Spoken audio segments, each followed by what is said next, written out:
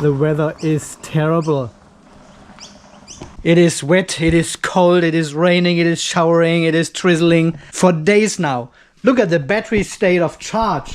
We are down to 23% only. Oh, we've got 25, 35. We've got 45 amps outside, so I'm not super complaining. But we need to get at least 30% by the evening, so we can heat up the water and recharge the car when it comes back. So before we start with today's video about everything and nothing, I want to address a question which was coming up for the new JK Inverter BMS version 19. And people were wondering if there is any change in sensitivity in terms of the internal shunt and measuring the current. So what we are going to do is connect the power supply and charge this battery here through the BMS, and then we decrease the current to see when the BMS actually shows 0.0 amps. I don't think anything has changed in this regards, but let's give it a shot before we start with something else.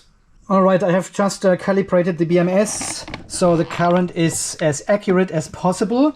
So screen recorder is running, we can see the amps here on the display as well. And 0.7 amps. Let's go down and see when it turns off and says 0. Okay, we are at 0.4 amps around. 0.2 amps, 2.4. Oh, look at this. It has actually changed, I think. Okay, a bit further. No, 0. Okay, that's 0. Let's see what we measure here. 240 milliamps. That works well with the power supply. And the app shows 240 milliamps as well. So if I go down a little bit further, 230. Do we see 230 in the app? It's 211 now.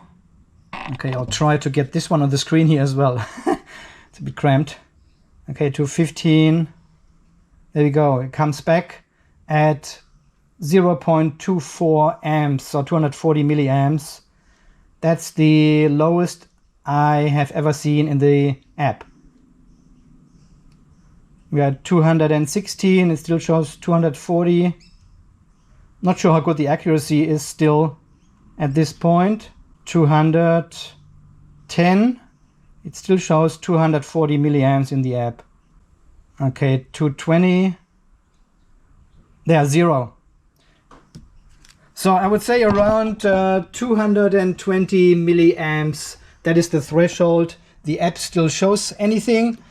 And if we go a little bit lower, like 219, then it shows 0. So there's your threshold. I think the other versions of the JK Inverter BMS were at 300 milliamps. So it could be a bit more accurate now that it measures lower currents as well. And a second question was, is the new screen interchangeable with the old style 4.3-inch display? And we want to make a quick size comparison, as we always do here on the channel. Looks like the outside dimensions are pretty much the same. Height as well. And now the big question, the cutout. And I think here we can clearly see the cutout of the old display is a lot larger than from the new one.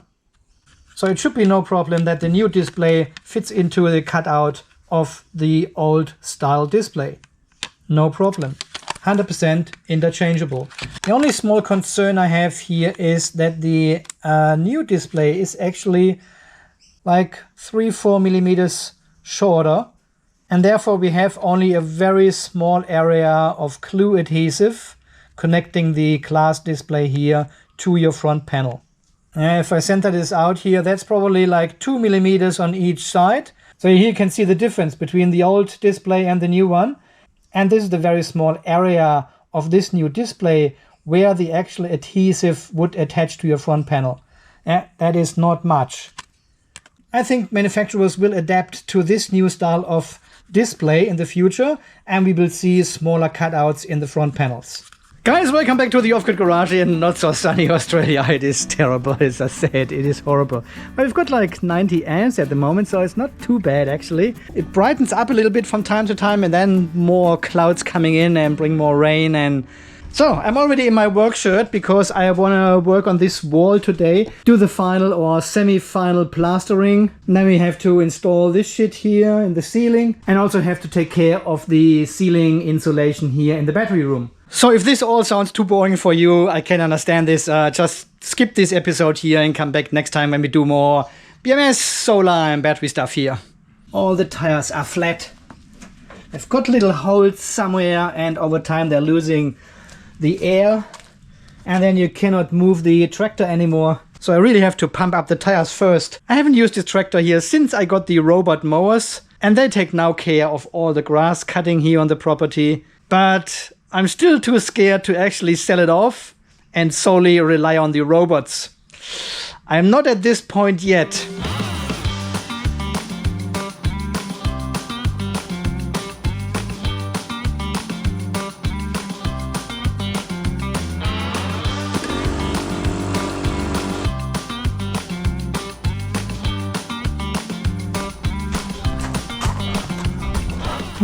What is that? 130 amps outside. All of a sudden. Oh, the batteries are so empty, like a dry sponge, you know, getting the first water and sucking it all in. That is a fantastic comparison. But that's how it works. So I've just updated the new version 19 BMS to the latest firmware, which should actually fix the display and also the... What was the other one? Also the display. So the process is exactly the same as with the other BMSs. Use the JK-BMS monitor and then flash to the newest firmware. So I'm now on 1902, as you can see there. But now the display has stopped working. So there is another bug apparently. Not sure what's going on. Hey mate. So, the box with the batteries has just arrived from Steve down there, you know? The EEL batteries, which have been swapped accidentally. So he had my delivery and I had his delivery. Then I packed his batteries into one box and sent it down to him. He unloaded the batteries, put my batteries in and sent it back to me. And now they are finally here. So we can actually, in one of the next videos, we can actually finalize the EEL version 5 battery box and do a capacity test on these LF280K with the double terminals, because we already tested the box and everything, but the batteries were missing. I got the wrong ones delivered, but now it should be all good. Yay! Thank you, Steve. It starts raining again. There was a bit of sunshine and now rain. 32 amps outside, at least.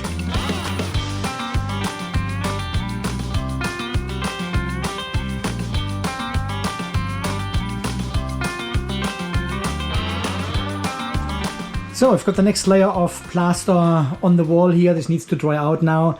One more sanding, one more layer, I think, partly, not everywhere. And then we are good to do the final sanding, and then it gets a very watery, smooth mud as the top layer. And then it's good to go. And we can paint. Special color out here. I tell you what, my wife has no fear with the car. She just came back with about 10% state of charge. I said, why? It still shows 10%, so I would be already sweating if I had only 10%. Yeah, but now the big challenge is we need to fully charge the car to 100% now. It is recommended to do this every 2 or 3 months. So I drive it under 20% and then fully charge it to 100%. So it recalibrates the BMS and it knows how much capacity is there. And we haven't done this for a while. So that was actually the trip today, to get it under 20%. Now she's at 10%. I need to fully charge it now. And I have only 30% in the battery or so. Yeah, 31% in the battery. We're still charging with 22 amps and 30 plus the vehicle charger. Vehicle charging sits only on 6 amps, so lowest setting will take forever. I probably have to crank this up to 8 amps because it needs to be ready by tomorrow morning. Probably at about 10 or so. 12, got 22 hours to fully charge the car basically. I'm sure I'll need some of these batteries here to connect to, because what I have in the batteries right now is not enough to fully charge the car and supply power to the pool and hot water and all this other stuff. So again, I need more capacity. Well, there it is, ready to go. In regards to the display, I've reported this to JK. They are working on a solution. There might be some issues with the display not being 100% compatible with the BMS. So they are trying to find a solution now. I'll get you an update as soon as I have it. All right, this can dry now. And we've got some other stuff to do in the battery room here and also lunchtime.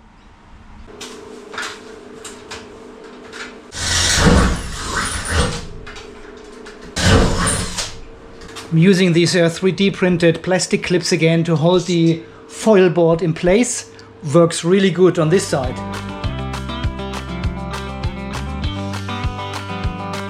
So we've got these 4 panels mounted now, and now I need to close this gap there between this room and the other room. Here, this gap. This is exactly 100 mil high. That's what this foam is for. And I've also connected one of these spare batteries already to charge my wife's EV. So and these spare batteries, they are driving the second inverter now, which produces 230 volt into this inverter. And this only adds additional energy as needed. So these 2 kilowatt or something going directly into the vehicle, and this one does the rest on top depending on the load. So this inverter is running from the power wall and the battery shelf. This inverter is running from this power wall down there and all the spare batteries. Let's see for how long we can do that. And that basically looks like this. So this is the electric vehicle charger, 2.3, 2.4 kilowatt. We are pulling 2.9 is what the big inverter is producing at the moment, because we are needing additional load on top of that. The pool pump is running and some other stuff here in the garage. The lights are on and everything. And this is what the other inverter delivers to this inverter. So we can see the Multiplus is only adding additional 720 watts. And all the main power is coming from this generator, the first inverter. It's a pretty cool system. These inverters are connected in series. They're not in parallel, they're in series. This one feeds this one, and this one feeds everything. See, it says here mains on. It thinks the grid is on or a generator, so there's power coming into this device, and it only puts something on top, whatever is needed. We are at 22% state of charge now. So we need another 80%, which is around 35 or so, maybe 37, 38 kilowatt hours to fully charge this vehicle until tomorrow. So we are charging with 11 amps into the vehicle. This is 230 volt, 11 amps. And as per my calculation, it should be ready by tomorrow morning, 9 a.m. She needs the car by 10. She needs to leave at 10. So hopefully it all works out. Yeah, and this is just a 100 ampere hour battery here. So we are pulling like, what does it say here? 40 amps, 39, 40 amps. So this will last about 1.5, 2 hours. 76% state of charge, and we are pulling 40 amps. So 1.5 hours or so, and then I swap it over to this one. This is around 60% charge, and then we have the Seplos battery down here with 97% state of charge. And overnight I will connect this tower, which is around 50% state of charge, plus the Seplos tower there, which is fully charged, another 15 kilowatt hours as a second battery. And then I need to get up at 2:30 to swap the batteries. No, I'm kidding. This should actually last until tomorrow morning, and then we've got the other 2 Young boxes there. They are at 90% state of charge. And we also have the JK battery here as well, 230 ampere hours. So it goes like this. 2 of these foam strips. One from this side, one from the other side. Obviously you need to make a cutout here, so it slides all the way into the beam. And then we've got another foam part on the other side. Probably I put some construction glue or something in between, so holding these 2 pieces together. Not sure yet. So now I made some cutouts here for the screws there, and a slot here at the bottom to fit this rail. And hopefully it just slides in. Oh, beautiful, like a glove. So now we've got 80mm insulation, and also no insects can get in and out. Oh, you can feel the air here. Wow. Okay, we do the same here all the way down and close this gap to the ceiling.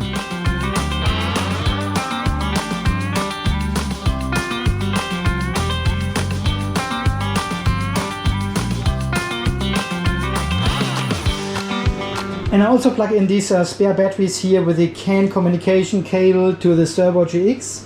So I can actually monitor the spare batteries here in the VRM. And if the battery goes too low, like 5% or so, I'll come quickly to the garage here and swap the battery over to another one. And then this one just keeps running and pumping energy into the vehicle. So we are actually not using much from this system at all. It's only like 500, 600, 700 watts. Which it needs to put on top of what this one is already delivering. So it should work.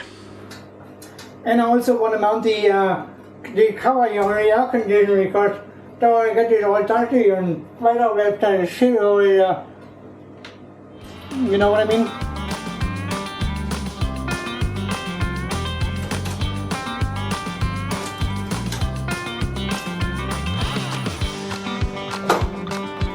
The air filter back in. So I don't bother with the lid at this point of time because this all needs to come off anyway when the electrician installs it. Actually, I just want to cover it up so there's not too much stuff and shit going in. So that is good enough. Everything is covered. There's no dust, no insects, no spiders, because we are still having spiders in here. Can you believe it? I still haven't made a decision how to close this hole there from the roller there to the outside. And I've seen a spider web going from the air condition to the wall. And of course I totally freaked out. Alright, and I think this is all I want to do today. I basically achieved all my goals with the air condition and closing the ceiling, closing this gap there, see how this foam situation works. And also plaster this outside wall here for another time. So everything achieved. I probably can celebrate myself with a ice cold spat now. It is 4:45 anyway, so spat time. Yeah, I'm setting myself only small goals so I can achieve them and I can celebrate. Okay, I guess see you later when we do the first battery swap here. I'll show you how this all works and how we go with charging the vehicle on the other side. Then I'm ending up with all these empty batteries here. Shit! Alright, so this battery is now at 50 volt. We are pulling 46 amps. And it shows a 0% state of charge actually for a while already. But yeah, voltage is 50, so there's still some capacity in there. But I probably swap the batteries now because I don't need to pull all the energy out of these batteries here. I've got so many, it'll be fine. So next one is the Seplos battery, which I would like to connect because this one is at 97% and it's a almost 15 kilowatt hour battery. This is actually our battery 1.0 we had, yeah. This is the very first battery in the plastic tub we built. This now lives here in the Seplos do-it-yourself kit. So to do this I need to turn on the QSO battery, which is connected to the power wall here as well. Alright, yeah, and now we turn this one off. And now we can connect these cables here to this battery. And then turn this battery back off again. That's why I have to have two batteries here. One is always connected to the inverter, keep it running. And then I can swap the other battery in the meantime. So a big disadvantage of this do-it-yourself box is there's no breaker, no switch, nothing. So these contacts are always live as long as the BMS is live. And I've already connected the positive now, and when I connect the negative, there's immediately current flowing here from here to the inverter to the other battery. So that's not the best design. So the only option here is to turn off the BMS, but here also, as soon as we connect this cable here, the BMS will turn on and reconnect the circuit again. But it gives you maybe 1, 2, 3 seconds before the actual BMS is ready and turns on the MOSFETs. So we don't have any current flowing while we are connecting the Futronics plug here to this port. So let's turn off the BMS.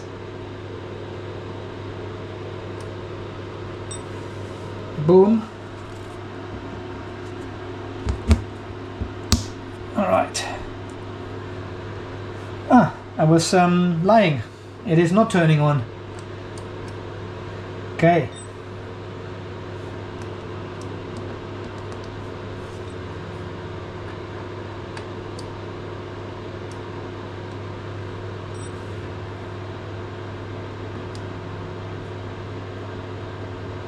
$72 amps. Okay, we can turn this one off.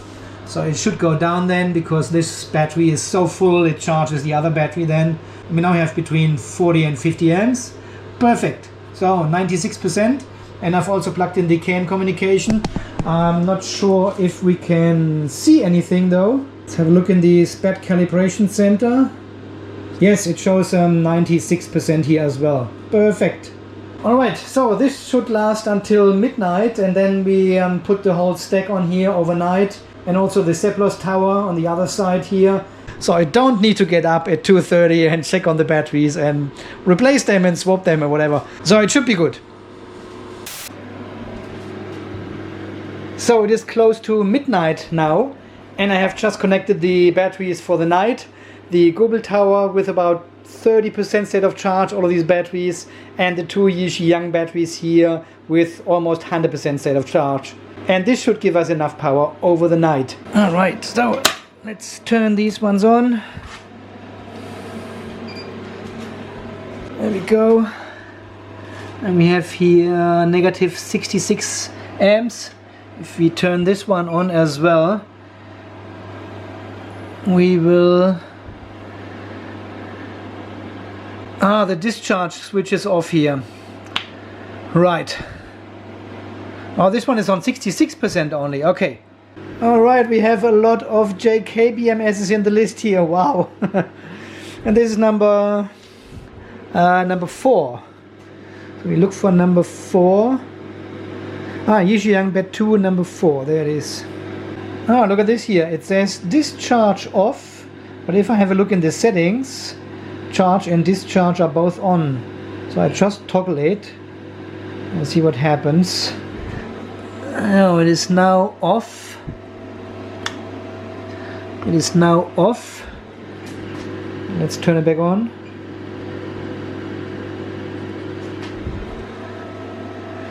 No, it doesn't fire. What's going on now? All the lights are on except of this one. And now it says 0%. Everything is turned off. There's no data. So something is going on. I was just trying to connect with the computer, but it doesn't connect. And now it shows all 0, and I cannot turn it off anymore. If I hold the button, nothing happens. So let's press the reset button here. Oh, yep. Now it's off. Okay, let's try again. There's no beep. Jeez, what is going on here? I need this battery! Yeah, I don't know what's going on with this BMS here. It's not communicating anymore. It shows only 66%, while before I was pretty sure both BMSs showed about 95-96% or so. This one actually did, but this one here doesn't want to play the game. Alright, it's getting too late. We leave it offline. We only run with this one and the Google tower, and we take care of all this tomorrow. Have a good night's sleep.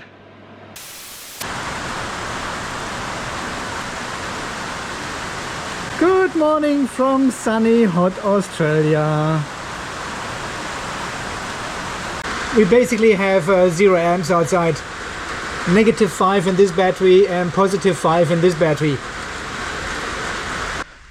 Well, it's not great. It is raining the whole day long now. But I took full advantage of that and finalized the plastering of this wall here. So everything is done. This is the last coat of very soupy, very liquid mud. And I basically only need to finish this part over there. Got my outside corner ready. And I'm actually very proud of my outside corner as well as the inside corner. I used these metal trims here for that, and it worked exceptionally well. As long as you finalize only one side, let it dry, and then finalize the other one. Otherwise you're constant. I don't know, I couldn't get it done, so, but one side after another was good. And I also used this metal trim here, this corner trim, for these corners here, for this recess where the roller door rolls in.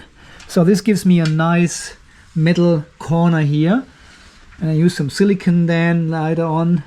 Yeah, so one final last sanding and then we are smooth like a baby bum.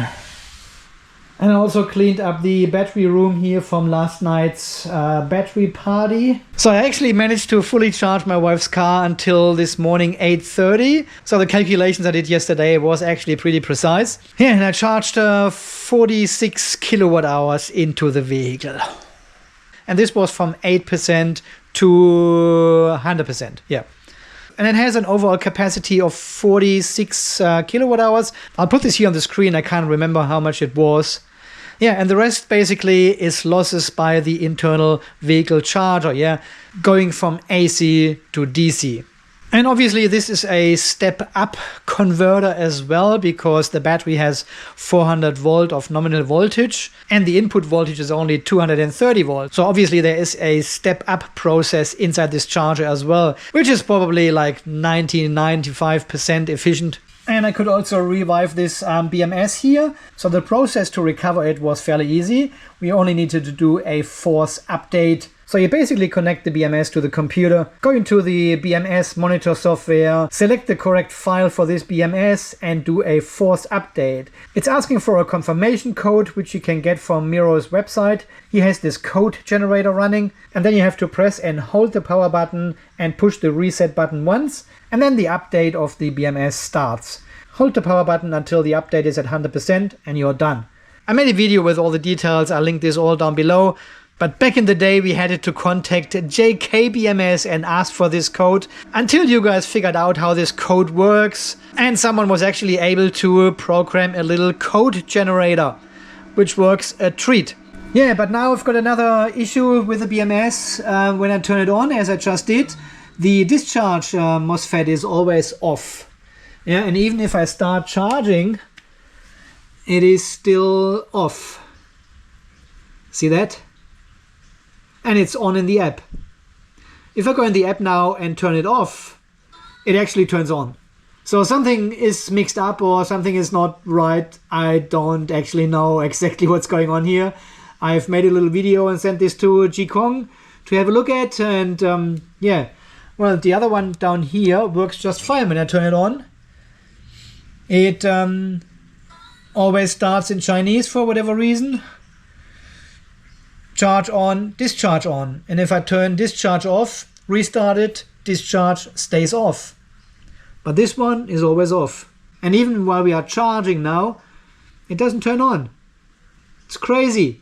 Yeah, that's why I couldn't get this battery to work last night. So yeah, we basically used the Seplos battery, these two smaller Seplos batteries, 60% of the Seplos tower, the bottom Yixiang, all the way down to 1%. Well, we didn't touch this one, obviously. I drove this one down to 15% around, and this one is at about 30% now. Battery shelf was all good at 24% this morning, so everything worked out eventually. There was enough capacity to fully charge the vehicle, and so my wife could actually do the journey this morning she wanted, but she needs to do it again next week. So next week, Tuesday, I have to repeat this all, but this time we will pre-charge the vehicle over the next couple of days and keep it on 60, 70, 80% already. It doesn't really matter. The car has a lithium iron phosphate battery, so we can fully charge it to 100%, right? We can. No problem. Alright, my friends, I think so far this less than average video from today. Yeah, there was a bit of mix of building construction stuff here, renovation stuff. I'm so glad I finalized this blaster shit now. It is such a messy task all the time. So I tried to add a bit more battery related stuff here. And it was actually quite interesting to have all these batteries here in the battery room last night and connect and reconnect them and drive them down with the help of the Phoenix inverter, our generator. This one there. That was a fairly interesting stuff. Yeah, I also heard back from JK about the display. So they are sending a new display with a different firmware on it. as well as the firmware tool.